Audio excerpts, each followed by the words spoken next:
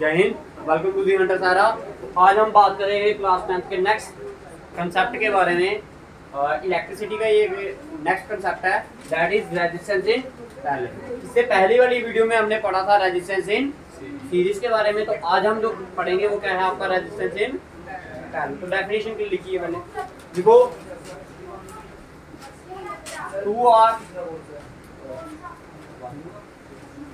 2 or more than 2 resistor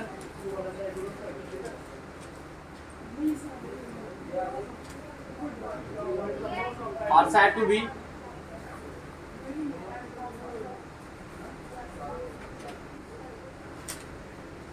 connected in parallel if they are joined between 2 common points।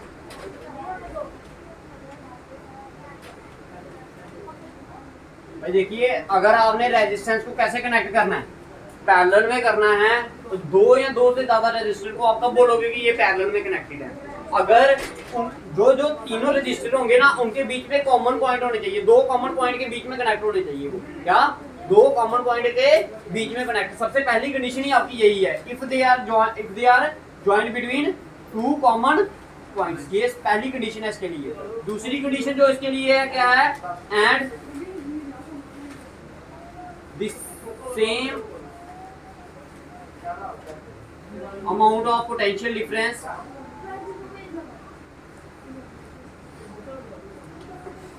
and the same amount of potential difference is applied across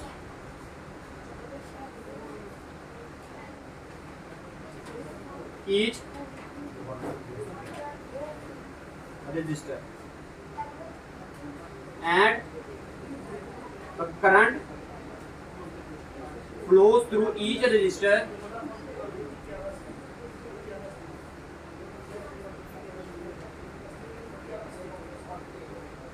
is different।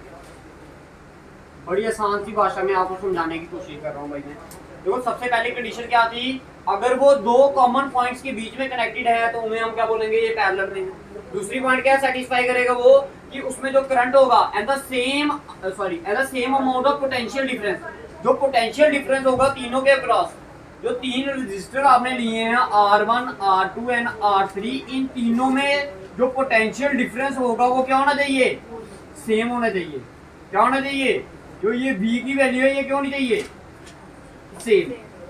ये condition होगी आपकी यहाँ तक। दूसरी condition, अब ये third condition है आपकी इसके बाद। The current flows through each resistor is different. कहता है हर एक के क्रॉस जो करंट होगा वो क्या होगा? अलग होगा।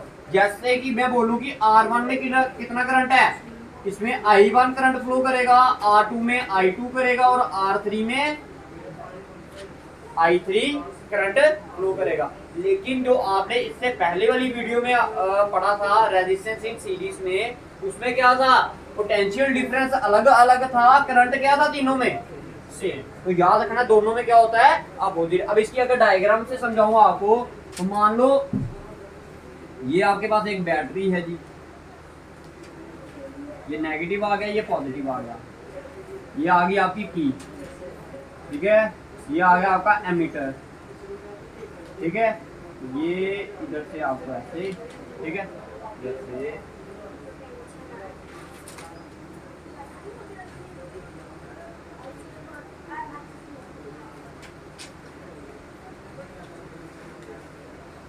ठीक है, ये आगे आपके अभी डायग्राम बनाएंगे, ठीक है। मान लो ये आपके दो कॉमन पॉइंट्स हैं। कितने पॉइंट्स हैं? दो कॉमन पॉइंट्स हैं। इसको आप ए मान लीजिए, इसको आप, ये आ गया आपका पहला वाला रजिस्टर,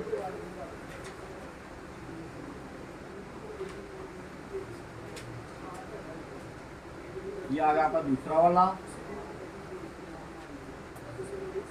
ये R1 आ गया आपका, ये R2 आ गया, ये आ गया आपका R3। अब ध्यान से समझिएगा इसको भाई। अब जैसे ही मैंने की क्या की? ऑन की। ये की क्या कर दी मैंने? ऑन कर दी। ये बैटरी क्या करेगी? करंट फ्लो करेगी पॉजिटिव से नेगेटिव की तरफ। मान लो ये आई करंट है। कितना करंट है? आई। इधर तक भी क्या था? आई।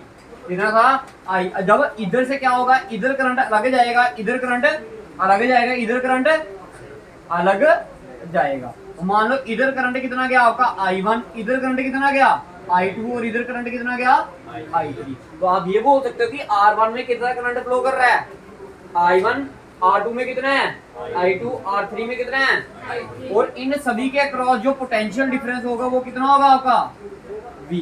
कितना होगा कितना होगा जी V। दैट मीन R3 के क्रॉस भी V, R2 के भी और R1 के भी V। अब भाई इधर से अगर आपका I1 करंट फ्लो कर रहा है, इधर से आपका ये I1 आ गया, ये I2 आ गया और ये I3 आ गया, जब इधर से फ्लो करके फिर से इधर पहुंचेंगे फिर से क्या बन जाएंगे फिर से क्या बन जाएगा I बन जाएगा ना। तो अब अगर मैं पूछूं आपको तो बताओ टोटल करंट कितना फ्लो किया, तो क्या बोलोगे आप 6 क्या, मैंने कोई वैल्यू बोली ही नहीं इधर भाई। देखो ना आई की वैल्यू क्या होगी, जितना करंट इधर गया और इधर गया, तीनों को क्या कर लेंगे एड अप, तो टोटल करंट कितना हो जाएगा आई की वैल्यू क्या आएगी I1 प्लस, क्लियर है। ओम्स लॉ क्या बोलता है V इज इक्वल्स टू, अगर मैं इधर से I की वैल्यू निकालना चाहूं तो क्या आएगी V अपॉन, यही होगी जी, यही होगी या नहीं होगी। अच्छा ये रेजिस्टेंस जो है ये कैसे है पैरेलल में, तो इस R की जगह मैं क्या लिख सकता हूं इधर RP, कोई फर्क पड़ा, ये RP क्यों डाला मैंने, ये पता चल रहा है कि ये जो रजिस्टर है ये कैसे कनेक्टेड है पैरेलल में।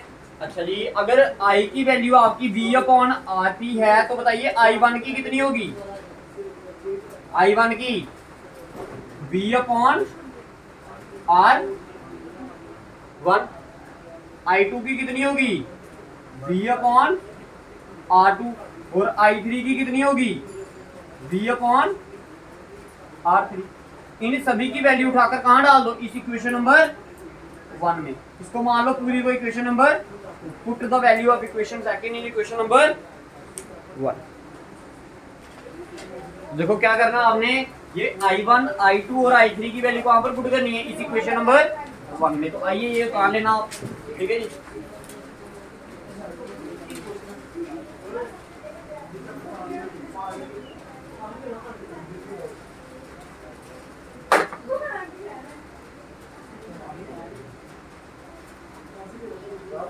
देखो जब आप इनकी वैल्यू पुट करोगे, देखो I की वैल्यू क्या आई आपके पास V अपॉन,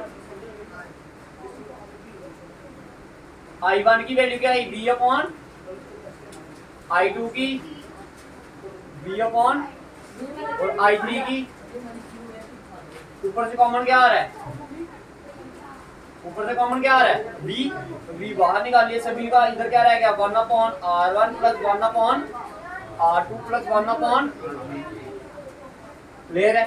ये V और V कट गए, ये आ गया 1 अपॉन R,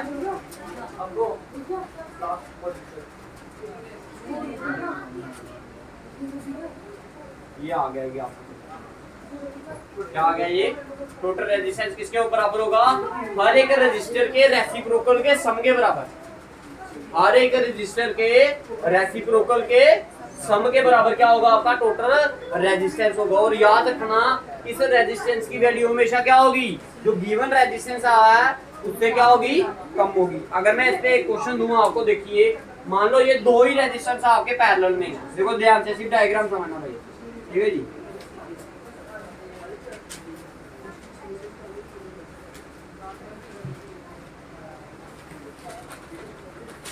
ठीक है मान लो ये रजिस्टर है, ये R1 रजिस्टर है, ये आपका R2, R1 की वैल्यू मान लू मैं 5, R2 की वैल्यू मान लो 10, ये 5 ओम मान लू, ये 10 ओम। अगर आपको पूछा जाए कि टोटल रेजिस्टेंस किसके बराबर होगा तो किसके बराबर होगा, देखो फार्मूला क्या होता है 1 upon RP is equal to क्या 1 अपॉन, अगर 2 है तो क्या आएगा R1 प्लस R1 की वैल्यू 5, R2 की, तो इसको सॉल्व करेंगे, अभी मिटा दो इसको, हो गया बता लिया ना।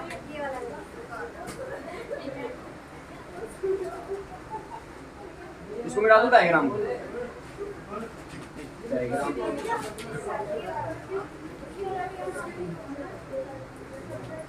देखिए इधर ध्यान से जानना, देखो ये आया 1/5 और 1/10। भाई 5 और 10 का एलसीएम कितना होगा? 10 होगा। ये आ गया फर्स्ट टर्म मल्टीप्लाई हुए एलसीएम, सेकंड टर्म मल्टीप्लाई हुए एलसीएम। ये किसकी वैल्यू है? 1/RP। ये मैं बताता हूँ बच्चे कहाँ गलती करते हैं। ये 5 वन था, ये कितने का? ये 10 वन था, ये 1 का। तो ये आ गया 2 + 1/10। ये आ गया 3/10। तो बच्चे लिख कर आ जाते हैं कि भाई ये इसका क्या है आंसर। भाई ये किसकी वैल्यू है? 1/RP की है। तो ये आया 3/10। तो भाई आपको 1/RP की नहीं वैल्यू निकालनी है, आपको RP की वैल्यू निकालनी है, that is resistance in parallel की वैल्यू। तो वो किसके बराबर होगा? रेसिप्रोकल करोगे तो क्या आएगा आपका? RP = क्या?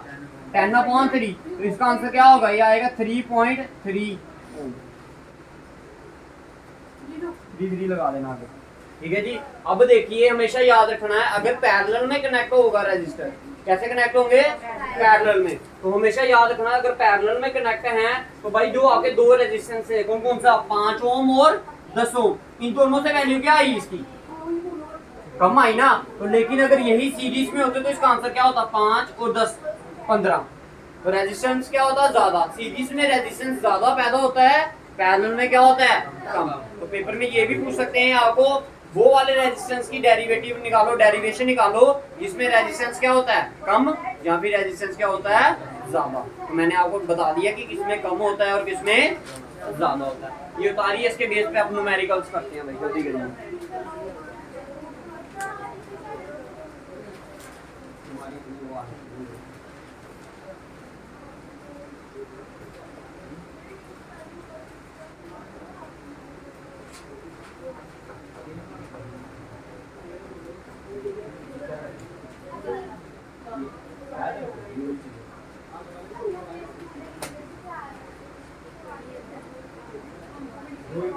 करवाए हैं ना, उसको क्या आप जिसको जो करवा रहे हैं इसको साथ चल रहे हैं, जो करवा रहे हैं तो 2-3 दिन याद करने के लिए करा के टेस्ट ले लेना। ठीक है। मेन साइंस में हमने ये पूछे भाई को ऐसा में आपको क्लियर। बाकी हिंदी और इंग्लिश में जो क्वेश्चन देखना इनके टॉपिक पे क्या क्या करवाए हैं, तो ऐसा नहीं भी याद करवाएं, इनसे 2 क्वेश्चन अभी आप टॉपिक के मान हो गया।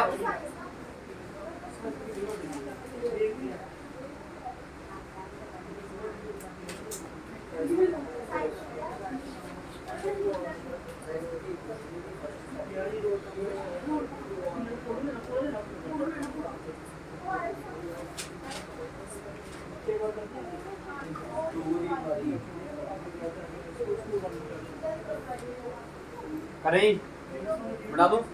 ठीक है। अब न्यूमेरिकल्स करते हैं इसके बेस पर। ठीक है। आपको डायग्राम्स भेजी जाएंगी पेपर में, आपको क्या किया जाएगा? डायग्राम्स बना देंगे वो, और पेपर में बोलेंगे फाइंड द टोटल क्या रेजिस्टेंस। क्या पूछेंगे? Find the total resistance. तो मैं एक डायग्राम बनाता हूँ तो समझाता हूँ आपको कि कैसे निकालना है।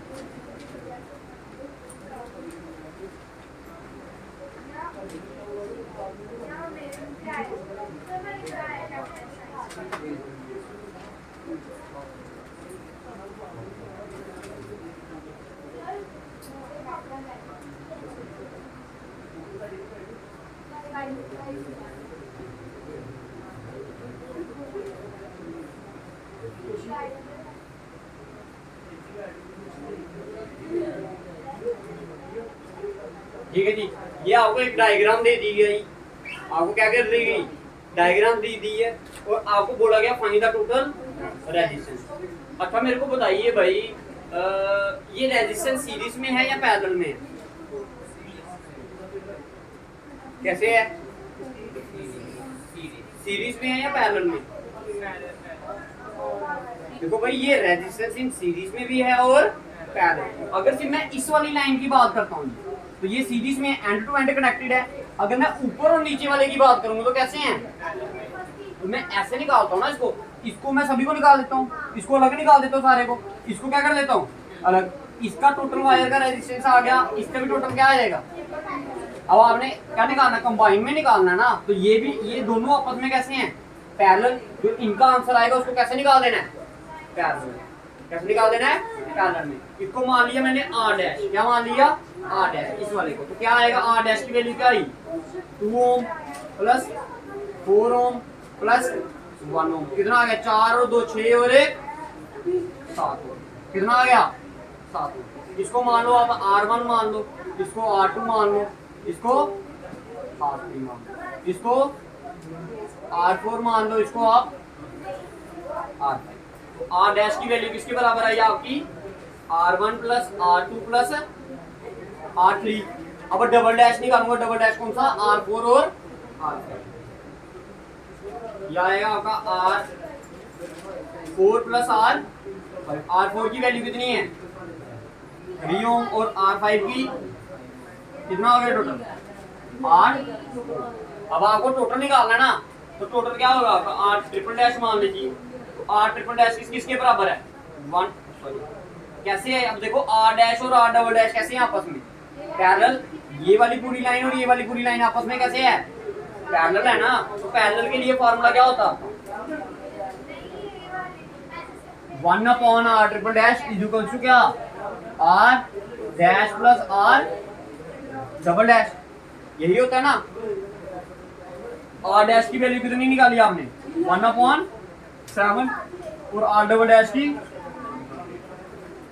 ये किसकी वैल्यू आ गई 1/R ट्रिपल डैश, कितना आ गया 8 इधर चला गया 7 इधर चला गया 8 7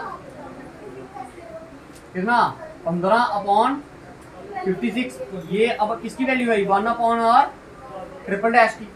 आपने इसकी क्या निकालनी है ट्रिपल डैश की वैल्यू है, ये क्या है रेसिप्रोकल में इसको कहां जाओगे ऊपर, तो जब आप ऊपर लेंगे तो ये क्या बन जाएगा 56/15। तो कितना आ गया ये आ गया आपका 2 3 3 45 5 और 6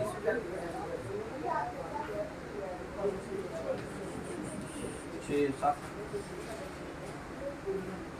3.4 कितना आएगा ये आपका। ठीक है, नहीं समझ आता तो भाई डिवाइड कर लो, 15 के टेबल में 45 का कितना आया 5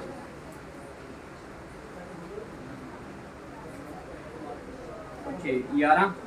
ठीक है, ये ज्यादा है 110, 110 तो नहीं आता, इससे छोटा क्या आएगा 100 कितना आएगा 105 कितने का 45 और 45 आया 3 का 3 3 6 और 1 7 3.7 क्या होगा इसका टोटल रेजिस्टेंस है। तो याद रखना भाई, पहले चेक करना कि सीरीज में कौन है और पैरेलल में कौन है, फिर जाके इसके आंसर निकलेंगे आप। ठीक है, अगर आपको इधर बोल देंगे कि एक बैटरी भी लगाई है इसके साथ तो करंट निकालो, तो पहले आपने टोटल रेजिस्टेंस निकाल दिया। अब करंट अगर निकालना होगा तो क्या कौन सा फार्मूला यूज करोगे Ohm's law V equals to क्या IR। अगर V की जो भी वैल्यू दी है मान लो 220 वोल्ट आ रही है, कितनी आ रही है 220 वोल्ट, और करंट की रेजिस्टेंस की वैल्यू कितनी आई I इक्वल टू क्या 3.7। ठीक है, तो ये आ गया I इक्वल टू क्या 3/7 ये 10 इधर चला जाएगा, ये आएगा 2237 डिवाइड कर लेना, आपके पास I की वैल्यू आ जाएगी। समझ आ गया। तो ये था आपका क्या resistance in series and parallel. तो भाई याद रखना जब भी क्वेश्चन दिया जाएगा तो ये ध्यान में होना चाहिए कि रेजिस्टेंस इन सीरीज में पूछा है या फिर रेजिस्टेंस इन कैसे पूछा है पैरेलल। तो ये आज की क्लास आपकी खत्म होती है भाई। अगर वीडियो अच्छी लग रही है तो लाइक और सब्सक्राइब कीजिए भाई।